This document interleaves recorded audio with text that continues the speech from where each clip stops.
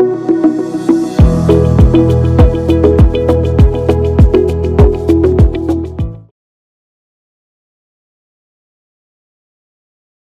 நேரம் யூடியூப் நேயர்கள் அனைவருக்கும் உங்களுடைய வெல்னஸ் குருஜியுடைய அன்பான வணக்கங்கள்.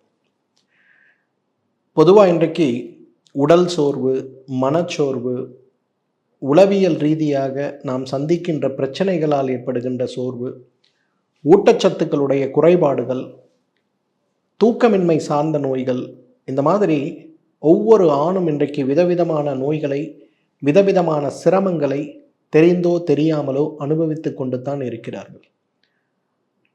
இந்த நோய்களால் அவர்களுடைய இனப்பெருக்க மண்டலம் பாதிக்கப்படுவதையோ அல்லது அவர்களுடைய உயிரணுக்கள் குறைந்து போகின்ற ஒரு நிலை ஏற்படுவதையோ நிறைய பேர் புரிந்து கொள்வது கூட கிடையாது.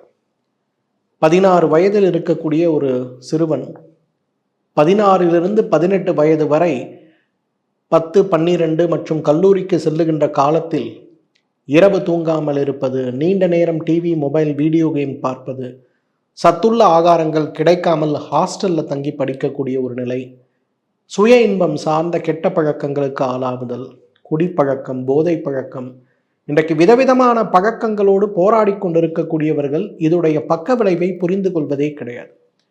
இந்த பக்க விளைவு புரியாமல் இருக்கக்கூடிய ஒரு நிலையில் ஒரு வாழ்க்கையை தொடர்ந்து நடத்தி 28 வயது, 29 வயது திருமணம் அப்படிங்கிற ஒரு விஷயம் நடந்து இல்லறம்ங்கிற ஒரு விஷயத்துக்குள்ள போகும்போது தான் குழந்தையின்மையும், அவர்களுடைய உறுப்புகள் சிறுத்து போய் இருக்கக்கூடிய நிலையும், விரைப்புத்தன்மை குறைபாடும், ஏன் சில நேரங்களில் உயிரணுக்களுடைய எண்ணிக்கை மற்றும் திறன் சார்ந்த நோய்களாலோ அவதிப்படுவதை பார்க்கிறோம்.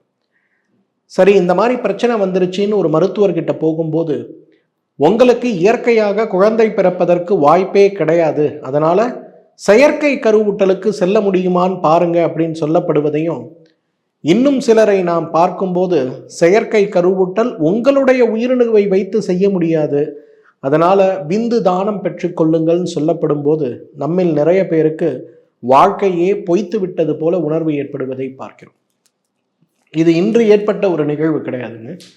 பல 100, 1000 வருடங்களுக்கு முன்பு இதிகாசம், புராணங்களை பார்க்கும்போது அப்பொழுதும் இதே போல குழந்தையின்மை சார்ந்த சிரமங்களும், அந்த குழந்தையின்மை சார்ந்த சிரமங்களுக்காக விதவிதமான மருந்துகளும், பூஜைகளும், ஹோமங்களும் செய்யப்பட்டு வந்ததையும் நம்ம பார்க்கிறோம்.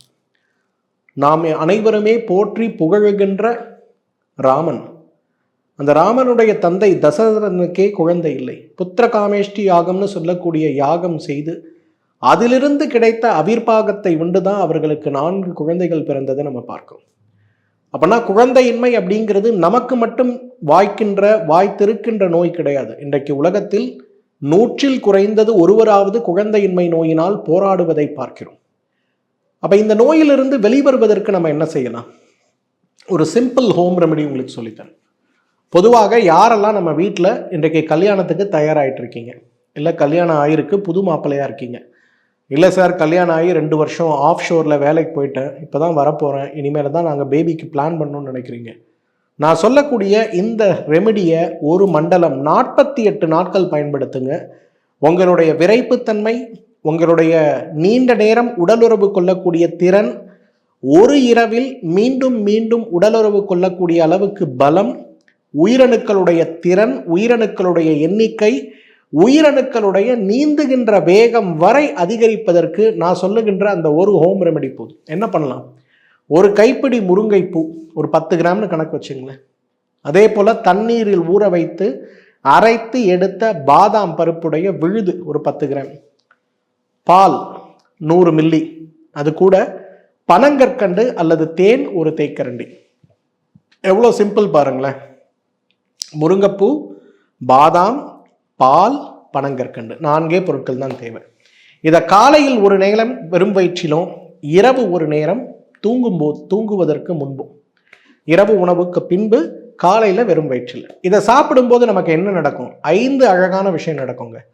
நம்பர் 1, உங்க உடம்புல இருக்கக்கூடிய டெஸ்டோஸ்டிரான் அளவு அபிரிதமாக பெருகுவதை நீங்க பார்க்கலாம்.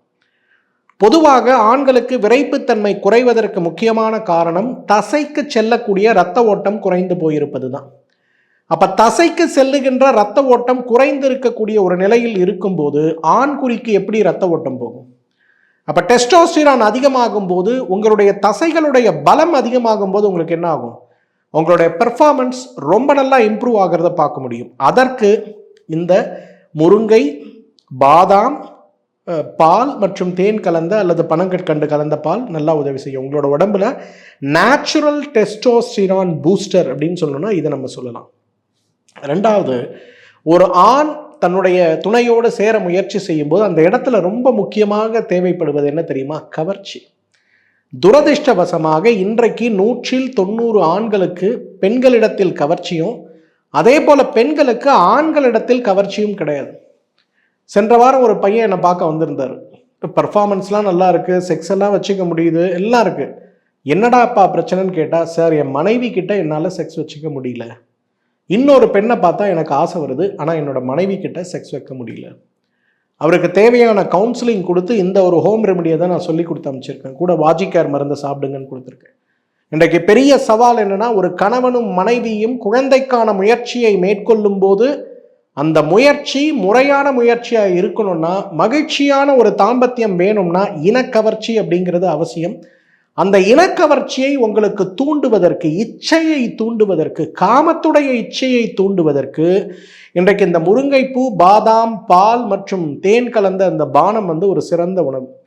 ஏன்னா இன்றைக்கெல்லாம் செக்ஸ் வச்சுக்கணுன்ற ஒரு ஆசையே இல்லாமல் போகக்கூடிய நிறைய ஆண்களை நான் பார்க்குறேன். செக்ஸ்னாலே பயந்து ஓடக்கூடிய ஆண்களை பார்க்குறேன். ஏண்டா இரவு வருதுன்னு கேட்டு நைட் ஷிஃப்ட் வாங்கிட்டு வீட்டுக்கே வராமல் இருக்கக்கூடிய ஆண்களை நான் பார்க்குறேன். அந்த அளவுக்கு மோசமாக இருக்கக்கூடிய ஒரு நிலையில் இருக்கக்கூடியவர்களுக்கும் அந்த இனக்கவர்ச்சியை தூண்டுவதற்கு இந்த பானம் ஒரு சிறந்த பானம் சொல்லலாம். மூன்றாவது, ஸ்டாமினாங்க.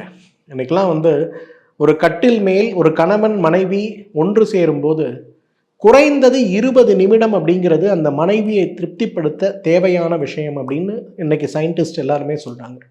ஒரு 20 மினிட்ஸ் நம்மளால தொடர்ந்து செக்ஸ்ல இருக்க முடியுமா? 20 மினிட்ஸ் தொடர்ந்து எரெக்ஷன்ல இருக்க முடியுமா?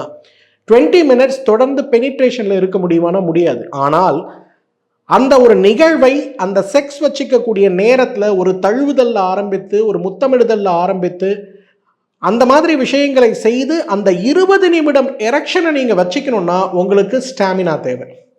இந்த ஸ்டாமினா பூஸ்ட் ஆகாததுனால நிறைய பேருக்கு பார்த்தீங்கன்னா, போகும்போது ஆரம்பிக்கும் போது உங்களுக்கு ஒரு எரெக்ஷன் இருக்கும், ஆனால் ஒரு 5 நிமிடம் 10 நிமிடம் ஆகும்போது எரெக்ஷன் இல்லாமல் போயிடும். விந்து வெளிவராது, ஆனால் எரெக்ஷன் குறைஞ்சிரும்.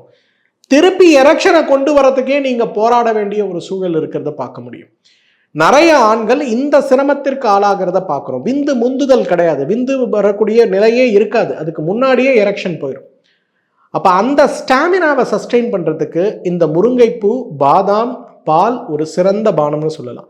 இன்னைக்கு யாரெல்லாம் மிடில் ஏஜில் இருக்கீங்களோ, ஒரு 40 வயது 42 வயதில் இருக்கக்கூடிய ஆண்கள் யாராவது இருக்கீங்கன்னா, உங்கள் எல்லாருக்குமே நல்ல மாற்றம் வேணும்னு நீங்கள் நினச்சிங்கன்னா அதுக்கு உதவி செய்யக்கூடிய முழுமையான சிறந்த மருந்து எதுனா இதுதான். நான்காவது, ஒரு கணவனும் மனைவியும் கலவியில் ஈடுபடும் போது, புதுசாக கல்யாணமானவங்களுக்கு அவங்களுக்கு அந்த ஒரு நாளைக்கு ஒரு முறை அப்படிங்கிறது சில நேரங்களில் இன்னும் ஆவலை தூண்டக்கூடிய வகையில் 2 முறை 3 முறை தேவைப்படும் போது, அந்த நேரத்தில் மனைவியுடைய இச்சையை பூர்த்தி செய்ய முடியவில்லைன்னு இருக்கக்கூடிய புது மாப்பிள்ளைகள் நிறைய பேர் இருக்கிறத நான் பார்க்குறேன். அதே போல் கேர்ள் ஃப்ரெண்ட் லிவிங் டுகெதரில் இன்றைக்கி நிறைய பேர் இருக்காங்க. அந்த லிவிங் டுகெதரில் இருக்கவங்க நிறைய பேர் கூட இன்றைக்கு கணவனுக்கு மனைவியும் மனைவிக்கு கணவனும் ஆற்ற வேண்டிய கடமை போலவே கணவன் மனைவியாக இல்லாமல் இருக்கும்போது கூட இந்த சாட்டிஸ்ஃபேக்ஷன் பண்ண முடியாத ஒரு சூழல் வரும்போது பெரிய சிரமத்திற்கு உள்ளாகிறத நம்ம பார்க்கோம். இந்த சிரமத்தை மாற்ற ஒரு நாளைக்கு ஒரு முறை 2 முறை அல்ல, போதும் போதும் சொல்லக்கூடிய அளவுக்கு மீண்டும் மீண்டும் கலவியில் ஈடுபடுவதற்கு இந்த முருங்கைப்பூ, பாதாம், பால் ஒரு சிறந்த மருந்துன்னு சொல்லலாம். ஏன்னா இன்றைக்கு எல்லாருக்கும் புரிஞ்சிக்க வேண்டிய ஒரு விஷயம், தெரிஞ்சிக்க வேண்டிய ஒரு விஷயம் என்னென்னா, ஒரு நாளைக்கு மேலே தாம்பத்தியம் அப்படிங்கிறது தவறு அப்படின்னு நினைக்கிறோம். தவறுங்க. இன்றைக்கு தாம்பத்தியத்தை வைத்து கொள்ளக்கூடிய அளவுக்கு நேரமும் உங்களுக்கு உடல் பலமும் இருக்குன்னா அதுவே ஆரோக்கியத்துடைய ஒரு அடிப்படையான விஷயம். ஒரு மனிதனால், ஒரு ஆணால் ஒரு நாளைக்கு 2 முறை 3 முறை தாம்பத்தியம் வைத்துக் கொள்ள முடியும்னா அவருடைய இதய ஆரோக்கியம், அவங்க உடம்புல ஓஜஸ்லாம் நல்லா இருக்குன்னு அர்த்தம். ஐந்தாவது, இன்றைக்கு நிறைய ஆண்களுக்கு இருக்கக்கூடிய ஒரு பெரிய சவால் என்ன தெரியுமா? தாம்பத்தியத்தில் ஈடுபட்டு கொண்டிருக்கும் போது ஒரு சத்தம் கேட்டாலோ, ஒரு மொபைல் அடித்தாலோ, அல்லது பொசிஷன் மாறக்கூடிய வகையில் ஏதாவது ஒன்று செஞ்சாலோ உடனே அந்த ஆண்குறி சிரித்து போய்விடும். திருப்பி 3 மணி நேரம் 4 மணி நேரத்துக்கு நீங்கள் என்ன செய்தாலுமே உங்களுக்கு அந்த ஆண்குறியுடைய எழுச்சியே வராது. இதுவே நிறைய பெண்களுக்கு கணவனை வேண்டாம்னு சொல்லக்கூடிய ஒரு நிர்பந்தத்திற்கு உள்ளாக்குறத பார்க்கும்.